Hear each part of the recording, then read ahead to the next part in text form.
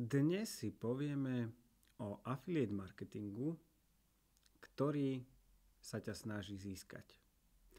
V prvom rade je dôležité si povedať, čo to ten affiliate marketing je. Affiliate marketing je vlastne forma alebo časť marketingu, ktorá sa zameriava na predaj služieb alebo produktov od iných spoločností prostredníctvom iných kanálov. Tie iné kanály môžu byť iné weby, influenceri, youtuberi, slávne osobnosti alebo sprostredkovateľské spoločnosti. Prečo to hovorím? Hovorím to preto, že začínam si všímať aj na sociálnych sieťach, že čoraz viac ľudia, ktorí nemali doposiaľ žiadne skúsenosti s určitými produktami a nemyslím si, že ich denne používajú, začínajú chrliť tieto produkty na teba a ty sám nevieš, či ten produkt je naozaj dobrý, spoľahlivý, kvalitný. Preto daj si pozor, skús sa vždycky zamyslieť nad tým, že či tento človek, ktorý tento produkt opisuje alebo túto službu, naozaj pôsobí v tej konkrétnej oblasti a či s tými produktami alebo službami sa zaoberá dlhšie. Pokiaľ samozrejme stretneš nejakého influencera alebo človeka, ktorý hlása o danom produkte alebo službe veľmi pozitívne referencie a pozitívnu skúsenosť a je to nezištné, že aj sám upozorní na to, že ten produkt nie je nejako promovaný alebo podporovaný nejakou spoločnosťou, tak potom je to čisté a tento človek ti naozaj chce poskytnúť dobrú radu. Pokiaľ by sa jednalo o nejaké mastičky, oleje a podobne, to by bolo fajn. S čím sa ja osobne stretám na sociálnych sieťach je práve táto forma affiliate marketingu v oblasti investovania.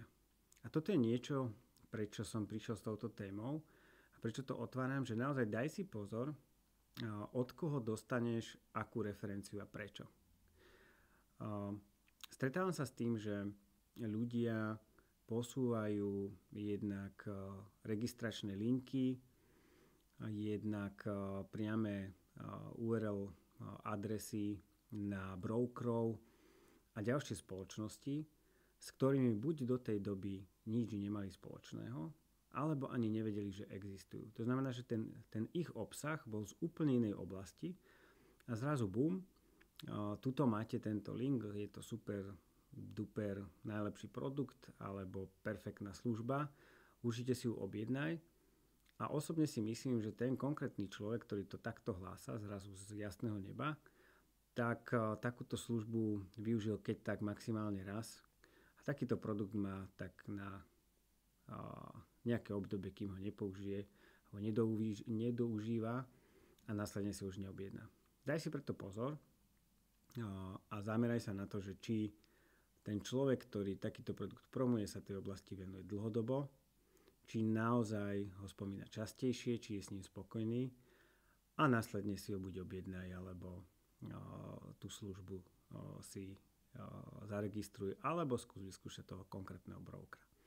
Daj si naozaj pozor, lebo nikdy nevieš, čo je za tým, ale na základe nejakých malých indícií si vieš aspoň časť toho príbehu domyslieť. V tomto prípade, čo sa týka affiliate marketingu, vždy ten konkrétny link, hovorím o online prostredí, vždy ten konkrétny link ťa samozrejme niekde dostane.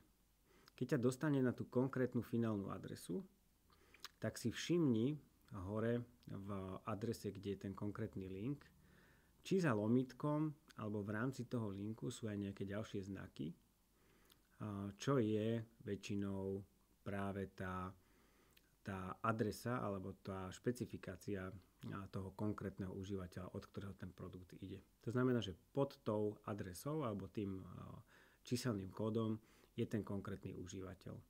Pokiaľ takto promuje viac výsledkov, tak si to vieš domyslieť sám. Pokiaľ je to raz za čas niečo, tak buď mu to toleruješ alebo nie. Tým nechcem povedať, že affiliate marketing je zlý, lebo naozaj veľa tvorcov, ktorých aj ja sledujem, tieto produkty prostredníctvom práve affiliate marketingu posúvajú.